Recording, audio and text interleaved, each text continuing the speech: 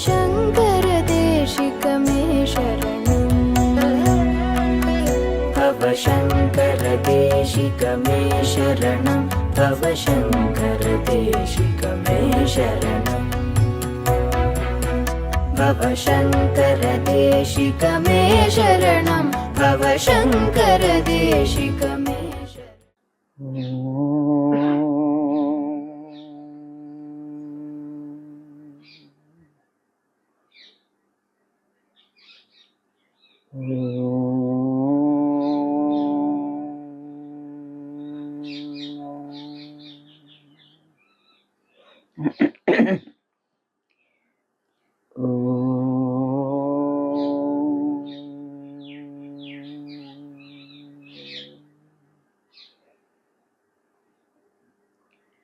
विश्वं दर्पण दृश्यमान नगरी तुल्यं निजान्तर्गतं पश्यन्नात्मनि मायया बहिर्विभूतं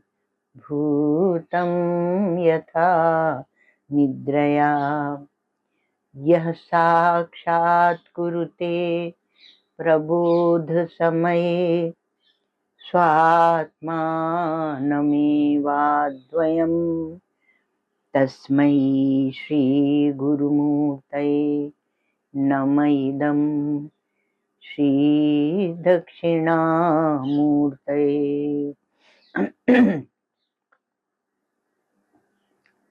माया छाया वराकी कथमिव लभतां मय्यनन्ते प्रतिष्ठाम् अस्थाने चेश्वरत्वं दुहिण हरिहरा हन्तवन्ये सुलिङ्गाः अद्वैते द्वैतखेला गगननलिनवत् स्वप्नवज्जीवमेला श्रीपूर्णानन्दवाणी श्रुतिशिखरसुधा स्वर्णदीन पुनातु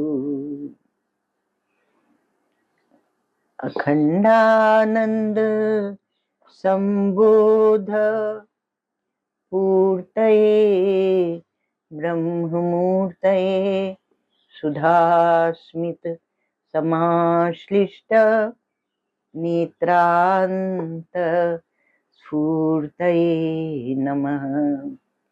ओम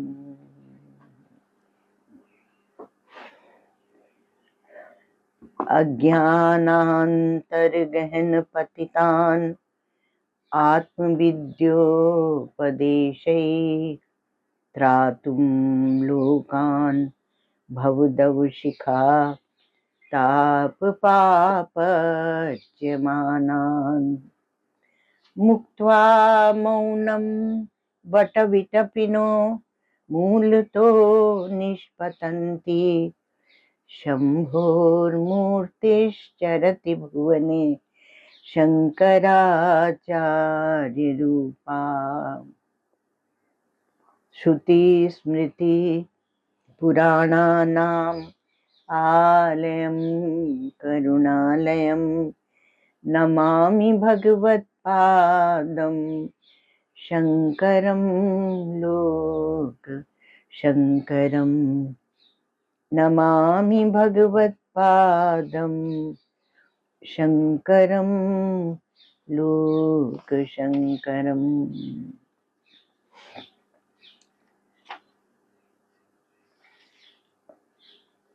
अजातवाद। ये वाद क्या है? तत्व वस्तु के बोध की इच्छा वाले पुरुषों की परस्पर जो कथा होती है उसका नाम वाद होता है। जैसे प्रतिबिंबवाद, अवच्छेदवाद, और कहते हैं वादे वादे जायते तत्वबोधा। जैसे जैसे वाद होता है अर्थात विचार की एक प्रक्रिया होती है और उसका एक निष्कर्ष भी होता है, उसका एक सिद्धांत भी होता है, जिसको लेकर वो प्रक्रिया में हम चलते हैं, तो जितना जितना विचार करते हैं उतने उससे तत्व बोध होता है। वाद ऐसी नहीं है कि केवल गलकुच्चन है या शब्द जाल है। तो सृष्टि को लेकर, ईश्वर को लेकर और जीव को लेकर, जीव जगत और ईश्वर को लेकर और कई प्रकार से विचार चलते हैं, और सबने अपना अपना एक बना लिया रास्ता, शैली, विधा, जिसको बोलते हैं वाद। जैसे एक आरंभवाद है, जैसे ईंटों से एक घर बन रहा था और फिर वो घर टूट के खत्म हो गया। तो उन्हीं ईंटों से लेकर जब उस घर का पुनः निर्माण करते हैं, तब फिर उसको क्या कहते हैं? आरंभवाद। तो न्याय मत में, न्याय दर्शन में यह आरंभवाद आता है। और उनके परमाणुओं से सृष्टि होती है, और परमाणु निरवयव हैं, परमाणु रहते हैं, तो उसी से फिर सृष्टि का पुनः परमाणु परमाणु जुड़ के पृथ्वी जल आदि बनता है। अब दूसरा आता है परिणामवाद। तो जैसे परिणाम अर्थात परिवर्तित हो जाना, जैसे दूध है, दूध का रूपांतरण होकर और दही हो जाता है। तो कुछ मत ऐसे हैं जो परिणामवाद को मानते हैं। जैसे सांख्य मत में प्रकृति का परिणाम यह जगत है, और जो उपासक मत है हमारे यहाँ, अनेक उपासक हैं, जैसे शिव उपासक, विष्णु उपासक इत्यादि। तो उनके मत में, उपासक मत में भी परिणामवाद है। तो वहां पर क्या है? वहां प्रकृति का परिणाम नहीं है। जैसे सांख्य मत में प्रकृति का परिणाम है, तो यहाँ ब्रह्म का परिणाम है। तो ब्रह्म का परिणाम है जगत, तो थोड़ा उसमें दृष्टि में परिवर्तन हो गया, और इतना ही नहीं, चेतन की ओर दृष्टि घूम गई। पहले जड़ में दृष्टि थी आरंभवाद में, परिणामवाद में जब प्रकृति का परिणाम मानते हैं सांख्य, उसकी अपेक्षा, लेकिन सांख्य पुरुष चेतन को भी मानते हैं। और जब परिणाम में क्या हुआ कि आपने ब्रह्म को रख दिया कि ब्रह्म का परिणाम है यह जगत और जीव, तो इसमें क्या हुआ कि चेतन में दृष्टि गई और कार्य कारण का अभेद भी बता देते हैं। अर्थात जो ब्रह्म है वही सृष्टि के रूप में दिख रहा है, भास रहा है। और तीसरा जो आता है वह है विवर्तवाद। तो ये विवर्तवाद कुछ अद्भुत ही है, लेकिन आप ये नहीं मानिए कि विवर्तवाद कहीं से लाया गया है। आपको वेदों में ही इसके मंत्र मूल रूप में मिल जाएंगे। तो कहा कि जैसे रस्सी है, रस्सी हम लोग प्राय रज्जू बोल देते हैं, तो रस्सी वो क्या है? निर्विकार है, लेकिन वह अधिष्ठान है, उसी में विषम सत्ता वाला अन्यथा रूप सर्प भासने लगता है। अंधेरे के कारण, प्रकाश कम होने के कारण अन्यथा रूप जो सर्प भासने लगता है, मालूम पड़ता है, प्रतीति होती है, वह क्या है? वह रज्जू का विवर्त है, वह रस्सी का विवर्त है। विवर्त अर्थात कल्पित कार्य, कल्पित कार्य है। तो अधिष्ठान जो होता है वह क्या है? निर्विकार है। जैसे वो दृष्टांत में हमने रस्सी को लिया, रस्सी और सर्प को लिया, उसी प्रकार दार्ष्टान्तिक में, अर्थात हम जिस सत्य का, तत्व का, ब्रह्म का विचार कर रहे हैं, तो अधिष्ठान है ब्रह्म, और उसमें विषम सत्ता वाला अन्यथा रूप जो जगत होता है वह उसमें दिखने लगता है। तो उसे क्या कहते हैं? जगत क्या है? ब्रह्म का विवर्त है। तो विवर्त, विवर्त अर्थात अन्यथा रूप है, उसके समान नहीं है, पर उसी के कारण उसकी प्रतीति है। अधिष्ठानत्वेन ही जगत की प्रतीति है। अधिष्ठान, यही हमारे में और बौद्धों में अंतर है। उनके निरधिष्ठान कल्पना है और हमारी कल्पना अधिष्ठान पूर्वक है। अधिष्ठान ब्रह्म सत्य है और ये ब्रह्म का विवर्त है, और स्वयं जो अधिष्ठान है ब्रह्म, वह निर्विकार है, वह परिवर्तित नहीं होता है। तो वेदांत सिद्धांत जो आता है वह विवर्तवाद को मान लेता है और इसमें कार्य और कारण का अभेद ऐसे ही नहीं बनता है, किंतु जब आप दृश्य जगत का बाध कर देते हैं तो बाधित अभेद है। बाधित अभेद है अर्थात मिथ्यात्व का निश्चय है। वहां मिथ्यात्व के निश्चय पूर्वक आप उस सत्य को देखते हैं, किंतु मिथ्यात्व का के निश्चय के साथ जो उसका कार्य है उसको भी देखते हैं। तो जब वह बाधित होकर दिखता है, जगत ज्ञानी को बाधित होकर दिखता है, अर्थात मिथ्यात्व निश्चय पूर्वक दिखता है, तो वहां पर सत्ता एक ही रह जाती है और वो सत्ता होती है ब्रह्म की। ब्रह्म की वहां सत्ता है और जगत की सत्ता नहीं है। पारमार्थिक सत्ता केवल ब्रह्म की है और दूसरी जो सत्ता है वह प्रातीतिक है, आभासिक है, केवल प्रतीत होती है, मालूम पड़ती है। आप कहेंगे कि ऐसा कैसे? ये भ्रम बता दिया जाता है कि भ्रम है। भ्रम वह होता है जहां आप बहुत प्रयत्न पुरुषार्थ करते हैं, आप सोचते हैं हम प्रयत्न कर रहे हैं, बहुत पुरुषार्थ कर रहे हैं, पर अंत में आपके हाथ कुछ भी नहीं लगता है। तो व्यर्थ पुरुषार्थ का जनक होता है भ्रम। तो उस भ्रांति में हम जीते रहते हैं कि हम इस जगत को बना देंगे, हम इसे बिगाड़ देंगे, हम यहाँ पर इन लोगों को सुधार लेंगे। वेदांत उसका पक्ष नहीं लेता है।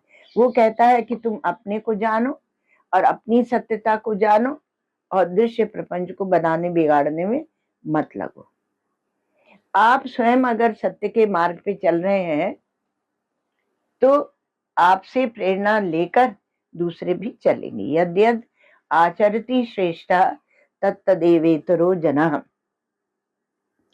तो ये जो ये बताया कि बाधित होकर दिखता है, तो बाधित होकर दिखना अर्थात जिस समय दिखता है उस समय ही उसके अभाव का निश्चय आपकी बुद्धि में होता है। तो अधिष्ठान जो ब्रह्म है उसमें इस प्रपंच की तीनों काल में इस प्रपंच का अभाव का जो निश्चय है उसे कहते हैं बाध अथवा तो अपवाद। तो यह अध्यारोपित है और इसका अपवाद भी होता है। तो अपवाद या बाध या विलापन, ये भी हमारे यहाँ शास्त्रों में 3 प्रकार से बताया जाता है और तीनों प्रकार को समझना पड़ता है। क्या है वो 3 प्रकार भाई? तो कहा एक तो शास्त्रीय बाध होता है, जो शास्त्र में लगे रहते हैं, शास्त्र के संस्कार उनके में प्रबल हैं और श्रद्धा की पूर्णता है कि हमारे वेद उपनिषद प्रस्थानत्रयी में जो भी कहा जाएगा वह सत्य ही है। तो इसलिए जैसे कि शास्त्रीय बाध क्या है, दृष्टांत के रूप में समझें कि जैसे कि कहते हैं नानास्ति किंचन, यहाँ पर नानात्व कुछ भी नहीं है। तो शास्त्र प्रमाण से आपने अधिष्ठान ब्रह्म में अभाव का जो निश्चय कर लिया कि यहाँ नाना तो कुछ भी नहीं है, अर्थात भेद भ्रम के कारण जो यह सृष्टि दिखती है, जो भेद दिखता है, वह वास्तव में है नहीं। अब देखो, आपको एक बात बताते हैं, भले आप यहाँ शास्त्र को लेकर मान रहे हैं, आपने अपना कुछ दिमाग नहीं लगाया, आप श्रद्धा के बल पर मान रहे हैं, पर ये श्रद्धा एक अंतःकरण की शुद्धि है, एक बात है। दूसरी बात है कि अभाव का जो निश्चय कर रहे हैं, वह आप किस लिए कर रहे हैं? कोई प्रयोजन है कि नहीं? तो कहाँ प्रयोजन है? प्रयोजन यह है कि हमें सत्य का साक्षात्कार करना है, हम जानना चाहते हैं कि सत्य क्या है, क्योंकि आप स्वयं देखने लगते हैं कि परीक्षे लोकान कर्मचितान ब्राह्मणों निर्वेदमायात नास्ति अकृता कृतेन। उसे वैराग्य हो जाता है कि यहाँ पर कुछ करने से होता नहीं है, तो यहाँ कुछ करने से होता नहीं है, यह समझ लेना, यह जान लेना।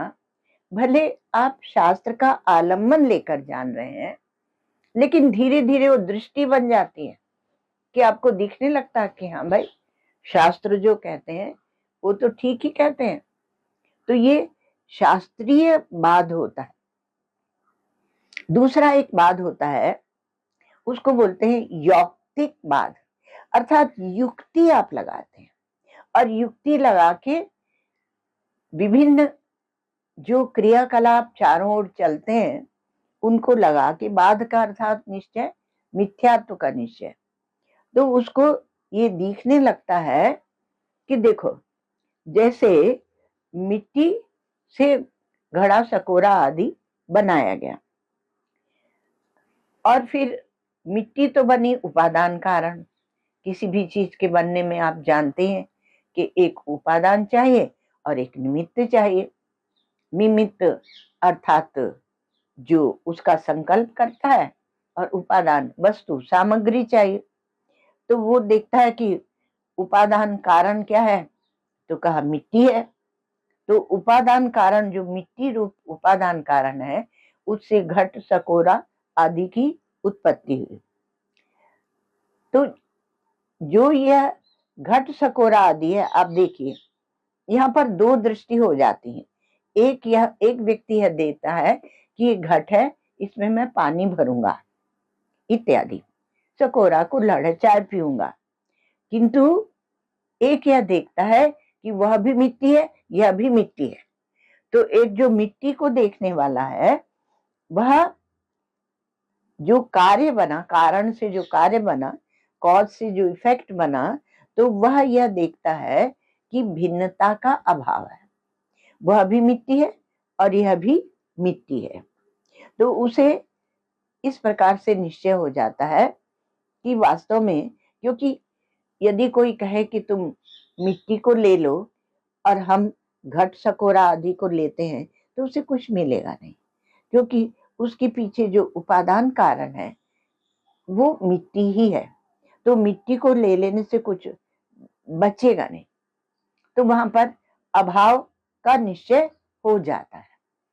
तो दिखते हुए भी नाम रूपात्मक यह दृश्य प्रपंच दिखते हुए भी तत्वज्ञानी को यह निश्चय रहता है, यह माइक है, और इसी कारण से न किसी से राग करता है और न किसी से द्वेष करता है। तो जैसे मिट्टी में वहां हम लोगों ने निश्चय किया, उसी प्रकार जो सर्व प्रपंच दिख रहा है, इसका अभिन्न निमित्तों कारण जो है, निमित्त कारण भी और उपादान कारण भी, वह ब्रह्म है। और उससे समस्त ये जो प्रपंच है, कार्य जगत है, उसकी भिन्नता पने का जो अभाव दिखता है, उसका निश्चय होता है। तो भिन्नता वहां पर भेद भ्रम मारा जाता है, अर्थात केवल एक सत्य रहता है, और उसका अब इसको स्वीकृति देने की बात है। इसलिए बोलते हैं कि सत्य सहिष्णु बुद्धि होनी चाहिए। जो जीवन में सत्य का पक्ष लेता है, धर्म से प्रारंभ होता है, उसकी बुद्धि इतनी निरपेक्ष हो जाती है और सत्य सहिष्णु होती है, तो यहाँ जो भी साधना का क्रम बनेगा वह विचार के पक्ष में बनेगा और बुद्धि को सत्य सहिष्णु बनाएगा। तो सर्व प्रपंच का अभिन्न निमित्तोपादान कारण जो ब्रह्म है, उसमें सर्व प्रपंच का जो सर्व प्रपंच रूप जो कार्य है उसका अभाव है और इस अभाव का निश्चय हो जाता है। आप कहेंगे कैसे हो जाता है? जब जगत दिखता रहता है तो कैसे हो जाता है? देखो, दृष्टि बदल जाती है। एक दृष्टि है जो चेतन को पकड़ती है और एक दृष्टि है जो जड़ को पकड़ती है। सत्यानृते मिथुनी कृत्य नैसर्गिको अयम लोक व्यवहार। भाष्यकार भगवान शंकराचार्य कहते हैं कि सत्य और अनृत को मिला के व्यवहार चलता है।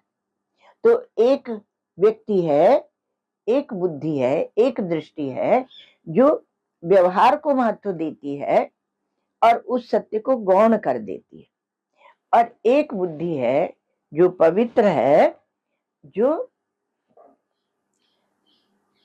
प्रपंच को, जगत को, व्यवहार को गौण करके और उसकी दृष्टि में वह परमात्मा, वह सत्य, उसका निश्चय रहता है, इसलिए वह उसी को देखती है।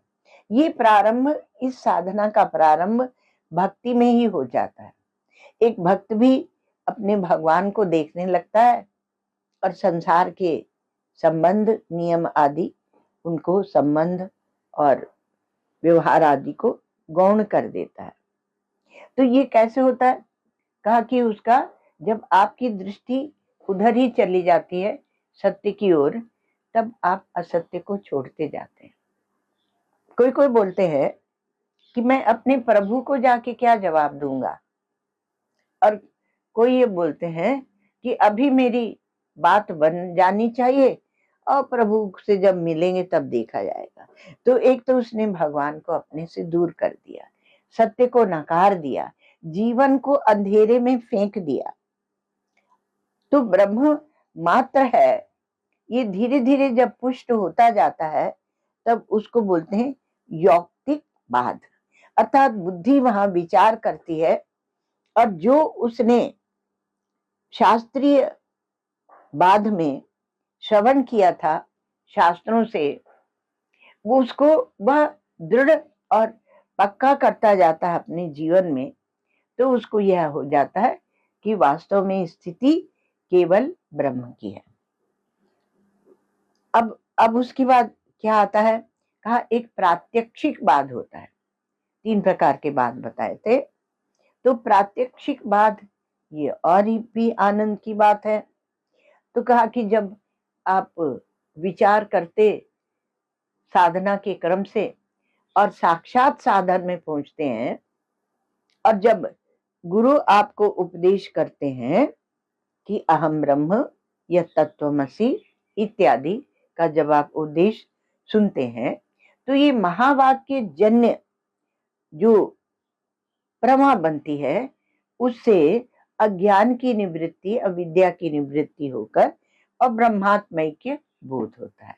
ये आत्मा ही ब्रह्म है, इसका साक्षात्कार होता है। और ये साक्षात्कार होने से कार्य प्रपंच सहित जितना ये कार्य रूप प्रपंच है, अज्ञान की निवृत्ति हो जाती है और वह उसको प्रात्यक्षिक बाध होता है कहते हैं। और उसमें क्या होता है कि फिर आपको यह समझ में आने लगता है कि वास्तव में न निमित्त कारण है न उपादान कारण है, क्योंकि जब कार्य ही नहीं है तो कारण कौन किसका बनेगा।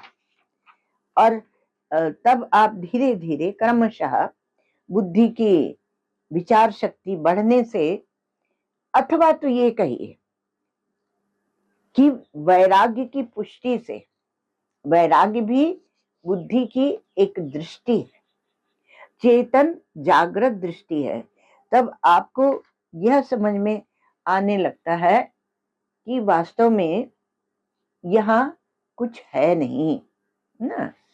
हम जो अभी तक व्यवहार चला रहे थे वह हम केवल इसलिए चला रहे थे क्योंकि हमने सत्य को जाना नहीं था। उसी को जो अज्ञान की निवृत्ति से उपलक्षित जो आपका सहज स्वरूप है उसी को मोक्ष कहते हैं हमारे यहाँ, और सबको उसी की ओर ले जाया जाता है। अब मिथ्यात्व निश्चय, मिथ्यात्व निश्चय, तो मिथ्यात्व शब्द से सब बड़ा डरते हैं कि ये मिथ्यात्व निश्चय कहाँ से आ गया। हम तो बचपन से अपना सब चला रहे थे व्यवहार, अब ये मिथ्यात्व कहाँ से आ गया। तो इसलिए अजातवाद जो है वो सबको जल्दी से सहसा ग्रहण नहीं होता है, क्योंकि हमारे यहाँ प्रक्रियाएं चलती हैं। अभी जैसे बताया कि ये सब जो वाद हैं तो उनको देखकर प्रक्रिया बनाई जाती, तो सब समझाने के लिए है प्रक्रिया।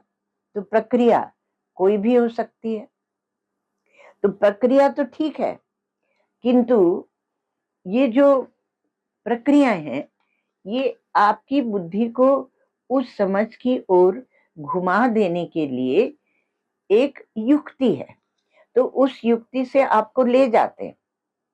तो प्रक्रियाएं, ये नहीं कि प्रक्रिया को ही आप सत्य समझ लें। इसलिए वो जो प्रक्रियाएं हैं वो बुद्धि के ऊपर एक अध्यारोप है, और जो आपको अनात्मा से दूर करता है, और उस अध्यारोप का भी अपवाद होना चाहिए। तो उस अध्यारोप के अपवाद के रूप में एक प्रक्रिया ऐसी आई, हम लोग इसका धीरे धीरे विचार करेंगे, क्योंकि प्रक्रिया में आभासवाद, प्रक्रिया में बिंब प्रतिबिंबवाद, प्रक्रिया में अवच्छेदवाद, प्रक्रिया में दृष्टि सृष्टिवाद, प्रक्रिया में एक जीववाद, ये सबको का आलम्बन लेकर और उसके द्वारा आपको समझाया गया। और उन सब प्रक्रियाओं का अपवाद करने के लिए, बाध करने के लिए एक प्रक्रिया आती है जिसे हम वेदांती लोग समझते हैं, उसका नाम है अजातवाद। तो वो अजातवाद वो यह कहता है कि तुम किस कार्य कारण का गणित लगा रहे हो, बिंब प्रतिबिंब में भी तुम लगा रहे हो, अवच्छेद में भी लगा रहे हो।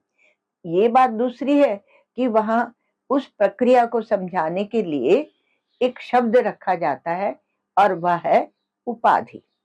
उपाधि के कारण कार्य और कारण का भेद बनता है। तो उपाधि को जब आप समझ लेते हैं तो वो उपाधि क्या है, वो उपाधि ही माया है, अविद्या है। तो जब उसको आप समझ लेते हैं तो उपाधि अपना अस्तित्व खोने लगती है।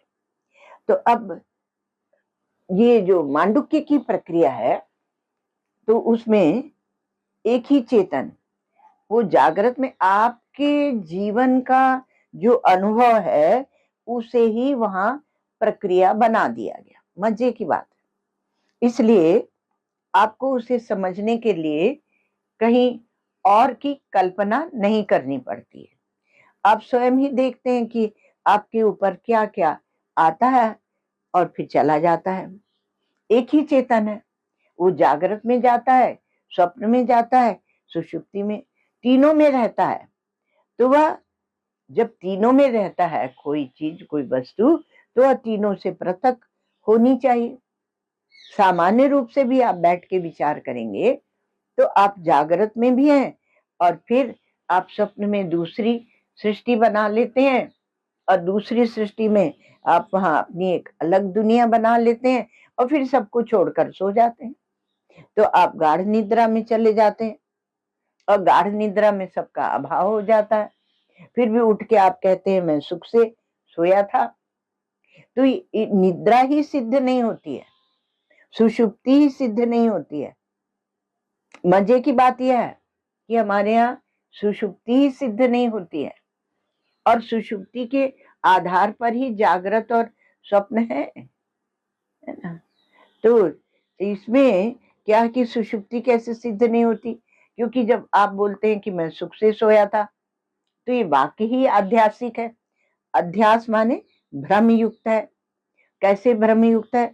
तो कहा कि यदि आप सोए थे तो सुख किसने देखा, और सुख से थे तो आप सोए नहीं थे। तो इसमें क्या है कि जो सुख है वो तो आत्मा का है, और सोया था वो बुद्धि का है। तो दोनों को मिला के और बात बोली जाती है। तो जब आप सोए थे तब तो वहां अध्यास नहीं था, क्योंकि वहां केवल सुख के अनुभव करता आप थे। इसलिए अनुभूति को लेकर ही ये विचार किया जाता है। तो आप जो हैं वो जागृत स्वप्न सुषुप्ति तीनों से पृथक भी है, और तीनों से आप एक भी है, तीनों में एक ही रहते हैं। और इससे क्या बताया जाता है? इसके द्वारा मांडुक्योपनिषद, हमारे शास्त्र, और फिर हमारे कारिकाकार भगवान गौड़पादाचार्य, जिन्होंने उसको समझाने के लिए कारिकाएं लिखी, और फिर उसके बाद भगवान भाष्यकार शंकराचार्य, जिन्होंने उस पर भाष्य लिखा, उन्होंने कहा सबने कि देखो वास्तव में आप तीनों से पृथक है, तीनों से एक रूपी है। इससे बताया गया कि आप असंग हैं। असंगता वहां दिखाई जाती है। एक बार आप असंग होकर देखिए तो सही। आप जागृत की पूरी अवस्था को अलग रख दीजिए, स्वप्न को अलग रख दीजिए, सुषुप्ति या भावात्मक उसको भी अलग रख दीजिए। फिर आप ये देखिए कि आपके आपके जो राग द्वेष काम क्रोध लोभ इत्यादि जितने भी मनोविकार हैं, उनकी क्या दशा होती है। वो आपने झूठ मूठी अपने ऊपर लपेट रखे है, नहीं वो आपके साथ। इसलिए असंगता आपका स्वभाव है। जैसे आप चेतन हैं और ये दृश्य की प्रतीति होती है, वह आपका स्वभाव है। तो प्रतीति होती है, किंतु असंगता भी आपका स्वभाव है। जागृत में स्वप्न और सुषुप्ति का स्मरण होता है। आप देखिए अपने अनुभव को। इसलिए स्पष्ट ये होता है कि स्वप्न और सुषुप्ति से मैं पृथक हूं, क्योंकि जागृत में हम विश्लेषण कर सकते हैं अपने अनुभव का, अपनी अनुभूति का। तो हमें जागृत में हमें स्वप्न हमने देखा था वो भी हम कहते हैं, और सुषुप्ति को आप नकार भी नहीं सकते। यदि हमने कहा कि सुषुप्ति सिद्ध नहीं होती है, प्रामाणिक रूप से सिद्ध नहीं होती है, लेकिन सुषुप्ति को आप नकार भी नहीं सकते। ये माया है, इसलिए नहीं नकार सकते कि वह आपका एक अनुभव है। जहां अभावात्मक स्थिति होती है, उस सुषुप्ति आपका एक अनुभव है। तो मैं और स्वप्न और सुषुप्ति से पृथक हूं, वहां भी आपको पृथकता का ही बोध कराया गया। और जागृत को छोड़ करके स्वप्न और सुषुप्ति में आप चले जाते हैं। तो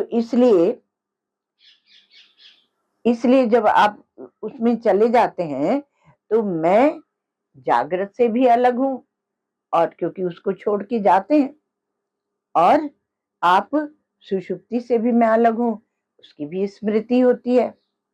तो मैं जो है वो तीन अवस्थाओं में, और कौन निर्धारित हुआ? उनका साक्षी निर्धारित हुआ। तो उनका जो साक्षी निर्धारित हुआ, इस साक्षी का स्वरूप क्या है? ये अनुभव सिद्ध वस्तु है साक्षी, उसको आप नकार नहीं सकते हैं। आप साक्षी भाव कह के, और ऐसे कह दिया जाता है कि जब वो मुकदमे चलते हैं तो कोर्ट में जाके साक्षी जो है वो बोलता है।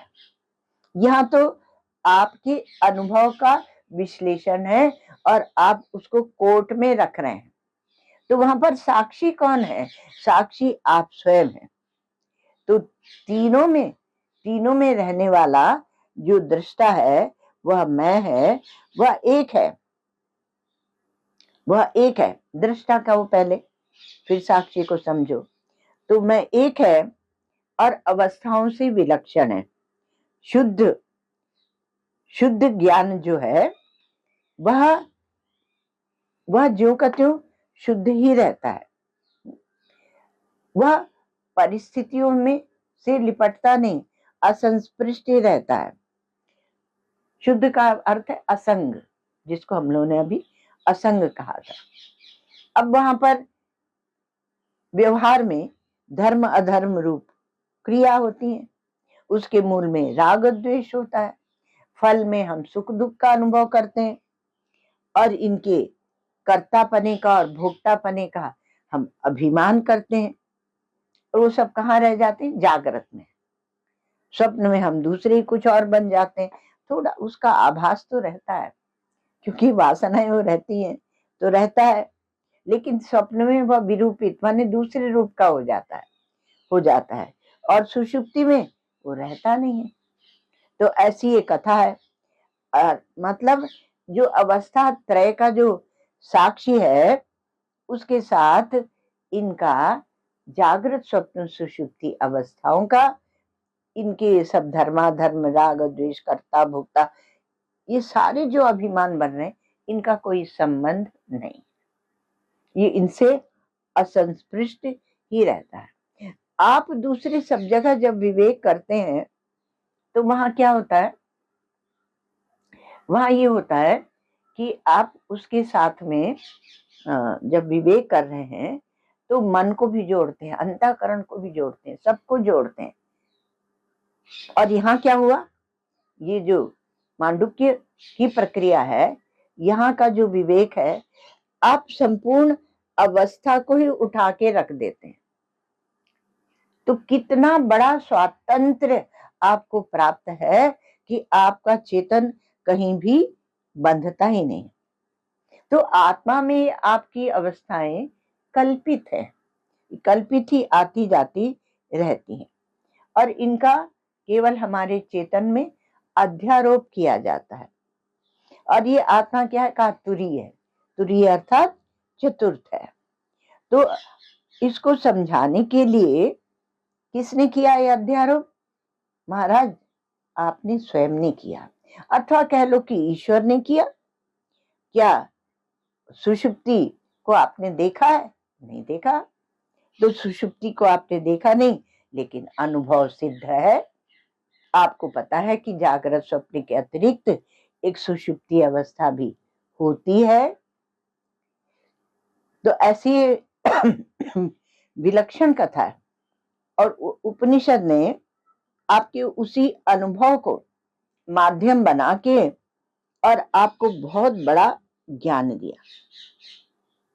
जागृत बुद्धि के साथ तादात्म्य है और बुद्धि की सुषुप्ति हम अपने में आरोपित कर लेते हैं, क्योंकि बुद्धि वहां पर शांत हो जाती है, लय को प्राप्त हो जाती है। बुद्धि और अनुभव इनका पृथक्करण करने की क्षमता होनी चाहिए। हम हमेशा अपने अनुभव को बुद्धि के साथ मिलाए रखते हैं और उसका अभिमान करते हैं। इसलिए ये जो सुषुप्ति है, यह स्मृति रूपा नहीं है। अपने में हमने कल्पित ही आरोपित की है, बुद्धि को लेकर आरोपित की है। क्योंकि दृष्टा की दृष्टि का तो कभी लोप होता नहीं। दृष्टुर दृष्टेर विपरिलोपो विद्यते अविनाशित्वात्। यह आपको बृहदारण्यक उपनिषद में बताया गया। तो अनुभव सिद्ध नहीं है और है भी, क्योंकि हम जागृत स्वप्न की अपेक्षा उसको खड़ा करते हैं। उसी प्रकार से मृत्यु भी अनुभव सिद्ध नहीं है। थोड़ा इसको समझ लेने से क्या होता है कि वो जो सत्य है, जो तत्व है, वह अजन्मा है। क्योंकि जब पहले ये विचार होता था, मान लीजिए जीवन में किसी के भी, कि ये मृत्यु से कैसे बचे, उसके बाद ये विचार आ गया कि जन्म ही क्यों हो, जन्म हो तब तो मृत्यु ही। थोड़ा प्रौढ़ विचार आ गया, कि जन्म होगा तो मृत्यु होगी। तो इसलिए ये हुआ कि जन्म ही नहीं होना चाहिए। और उसी से एक नया विचार आया हमारे वेदों में, वैदिक शैली में, प्रणाली में, कि अजन्मा का जन्म कैसा, वो तत्व तो अजन्मा है। अजायमानो बहुधा विजायते।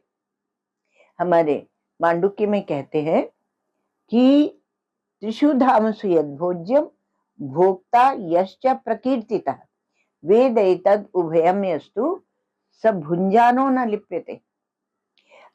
तीनों धाम, 3 धाम कौन से आपके? आपके पास 3 धाम है, जागृत, स्वप्न, सुषुप्ति, जिनमें आप जाते रहते हैं, विचरण करते रहते हैं। तो उसमें भोग्य वस्तु होती है और आप भोक्ता बनते हैं। तो आप भोक्ता बनते हैं, एक रस रह के भोक्ता बनते हैं। तो इनको जो तीनों में जो भोक्ता है, जो भोग्य वस्तु है, स्थूल है, सूक्ष्म है, अभाव है। अभाव के भी हम भोक्ता बनते हैं सुषुप्ति में, और भोक्ता हम बनते हैं तो हमारे नाम अलग अलग हो जाते हैं। जागृत में हम विश्व बन जाते हैं, स्वप्न में हम तेजस बन जाते हैं, और सुषुप्ति में हम प्राज्ञ बन जाते हैं। तो नाम तो आपके पास थे नहीं, पर शास्त्र ने आपको नाम दिए, अध्यारोपित किए। ऐसे जगत में भी आपके जितने नाम हैं वो अध्यारोपित ही है। तो अब यहाँ पर विचार हम लोगों का यहाँ पहुंचा था कि जैसे सब जगह निषेध होता है, क्या मांडुक्य में भी जो आगम प्रकरण का 7वां मंत्र है, पिछली बार उसको वहां जाके पूरा किया था, ऐसे हमें ध्यान में आ रहा है। तो वहां क्या कहते हैं? नान्तः प्रज्ञम न बहि प्रज्ञम नो भयतः प्रज्ञम न प्रज्ञान घनम न प्रज्ञम ना प्रज्ञम अदृष्टम अव्यवहार्यम अग्राह्यम लक्षणम अचिंत्यम अचिंत्यम अव्यपदेश्यम एकात्म प्रत्यय सारम प्रपंचोपशमम शांतम शिवम अद्वैतम चतुर्थम मन्यन्ते सा आत्मा सविज्ञेय। तो वहां जो यह बताया, तो ये अंतः प्रज्ञम बहि प्रज्ञम, ये जो यहाँ जो निषेध की प्रणाली है, इसको बोलते हैं हमारे आचार्य, सब पूर्वाचार्य ये कहते हैं कि ये प्रतिषेध विज्ञान की पराकाष्ठा है। और इसलिए इस प्रतिषेध विज्ञान को यदि हम समझ लेते हैं तो हमें सत्य का, यथार्थ सत्य का ज्यों का त्यों दर्शन हो जाएगा। बात यह है कि हम इसलिए नहीं प्रतिषेध कर पाते क्योंकि हमें सत्य चाहिए नहीं। हम मिलावट में ही अपना जीवन जीते हैं। जिसको चाहिए सत्य, वह सब सहारों को छोड़ देता है। अब देखिए, इंद्रियां हैं, इन्हीं से वो प्रज्ञम बनेगा ना। तो इंद्रियां हैं, तो इंद्रियां शब्द कहाँ से आया? तो कहा इंद्र की जो वस्तु है उसे कहते हैं इंद्रिय। और इंद्र कौन है? तो उपनिषदों के अनुसार, वेदों के अनुसार इंद्र कहते हैं दृष्टा को। और दृष्टा, और उसकी वस्तु कौन सी? दृष्टा की वस्तु क्या होती? दृष्टि, दृष्टि होती है। यहाँ वो पौराणिक वाले इंद्र को अलग कर दीजिए, अपने विचार से, अपने उसमें से अलग कर दीजिए। तो दृष्टा के पास देखने का जो साधन है, दृष्टा के पास देखने का जो करण है, उसे क्या कहते हैं? इंद्रिय। इंद्र की वस्तु, वो देखने का साधन, करण, उसे इंद्रिय कहते हैं। तो बहि इंद्रिय और अंतः इंद्रिय। बाहर इंद्रिय है और अंतः। अंतः बाहर का भेद यहाँ कोई चर्म की दृष्टि से, चमड़ी की दृष्टि से नहीं बनाया गया, किंतु स्थूलता और सूक्ष्मता के विवेचन को लेकर, उसके विचार को लेकर बनाया गया है। तो बहिष्प्रज्ञता और अंतःप्रज्ञता में भेद हो जाता है। और एक प्रकार से भी कहते हैं कि प्रज्ञा ही इंद्रिय है। अपने से भिन्न को जो देखे तब वह प्रज्ञा है, और अपने से भिन्न को जब न देखे तब उसका नाम चेतन है। अब इंद्रिय की बात को कहां तक ले गए, नान्त प्रज्ञम न मही प्रज्ञम। अब कहा कि जो नहीं देखे भिन्न को तो वह चेतन है। तो सविषयक, विषय सहित जब ज्ञान है तब उसका नाम प्रज्ञा है, और निर्विषयक जो प्रज्ञा है उसका नाम ज्ञान है। ज्ञान अर्थात आपकी आत्मा का स्वरूप, सत्यम ज्ञानम अनंतम ब्रह्म।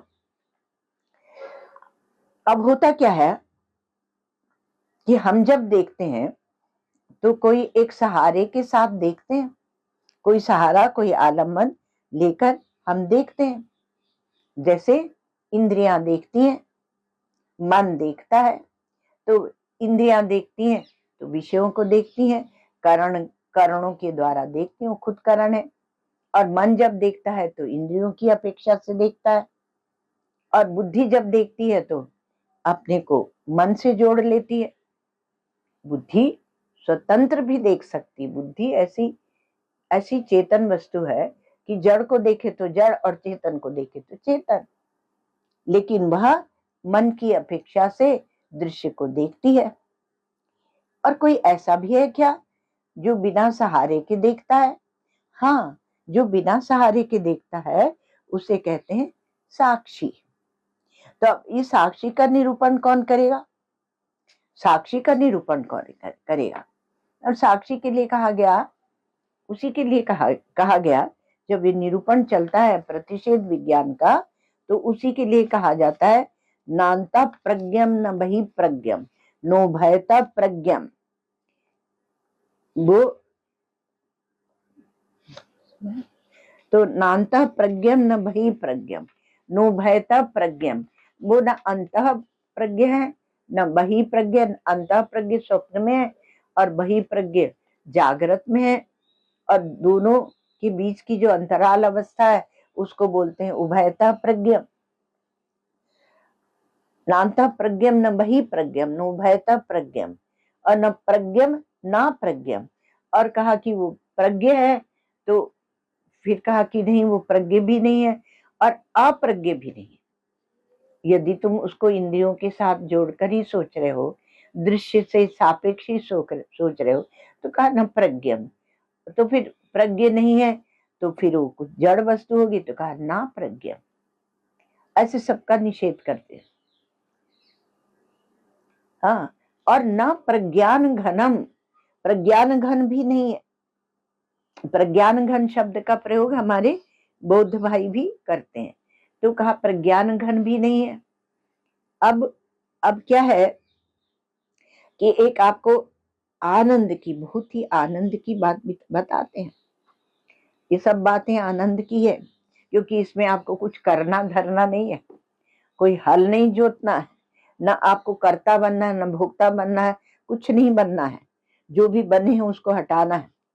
तो एक हमारे यहाँ कहा कि आप इतना निषेध जो कर रहे हैं, मांडुक्य से कहा कि आप जो उपनिषद, आप इतना निषेध जो कर रही हैं, तो आप ये बताइए कि हमारे यहाँ तो है ना नेति नेति, वही बात तो है ना।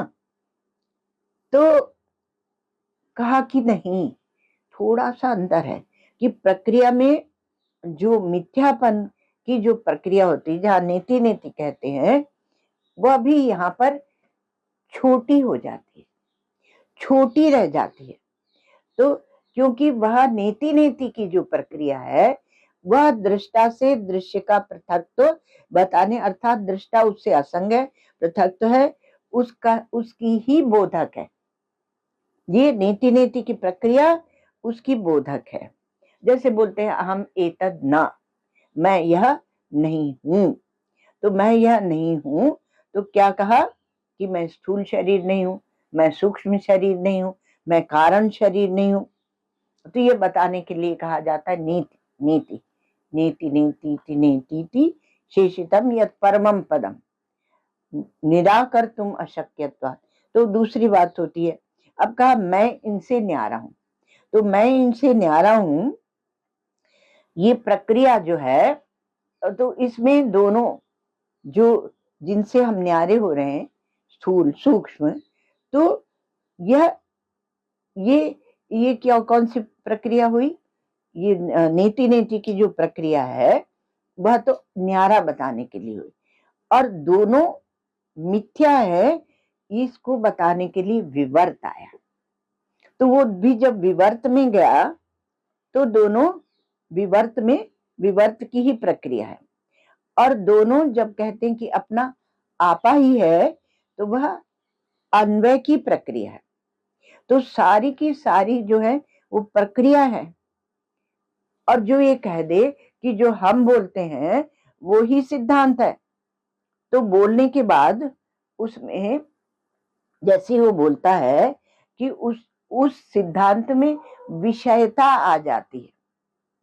आपको एक एक बात, बहुत सुंदर, समय हो गया होगा, एक बहुत सुंदर बताना चाहते हैं, बहुत सुंदर बात, कि जो विषयता आ जाती है और इस विषयता के संस्कार बुद्धि में कहीं न कहीं रहते हैं, कभी देश की प्रधानता से, कभी काल की प्रधानता से, कभी वस्तु की प्रधानता से ये रहते हैं।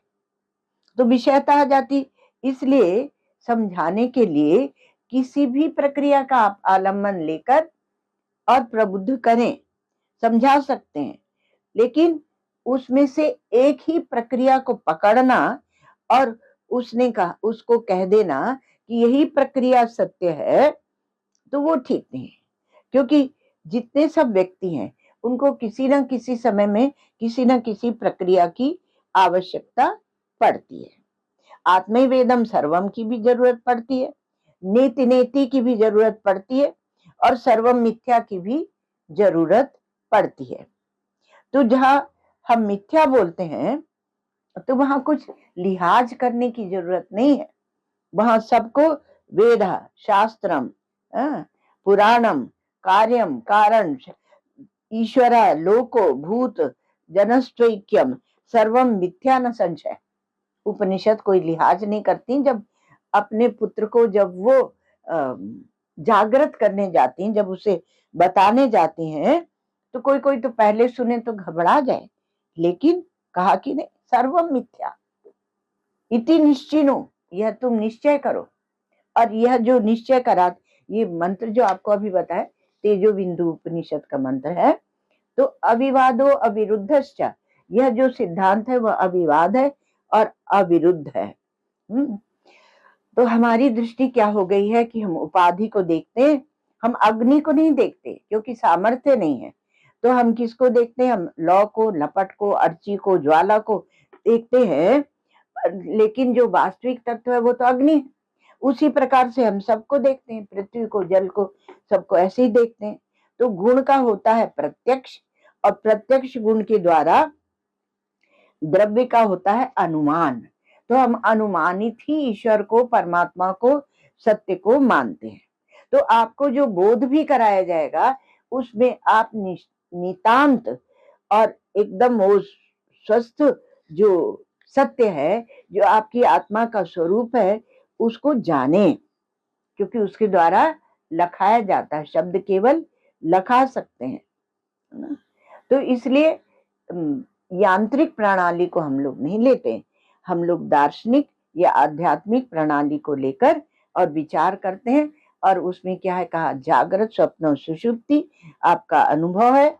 और इसमें क्या रह गया, वो जो प्रक्रियाएं बताई जा रही हैं, उन प्रक्रियाओं कैसे अपनी अपना स्थान है, और कैसे नान्ता प्रज्ञम आदि के द्वारा हम उस तुरीय तत्व को जानेंगे, उसकी बात भी समझनी पड़ती है। ओम सर्वे भवन्तु सुखिनः, सर्वे सन्तु निरामयाः, सर्वे भद्राणि पश्यन्तु, मा कश्चित् दुःखभाग् भवेत्। असतो मा सद्गमय, तमसो मा ज्योतिर्गमय, मृत्योर्मामृतं गमय। ओम पूर्णमदः पूर्णमिदं पूर्णात् पूर्णमुदच्यते, पूर्णस्य पूर्णमादाय पूर्णमेवावशिष्यते। ओम शांति शांति शांति। भव शंकर देशिक मे शरणं, भव शंकर देशिक मे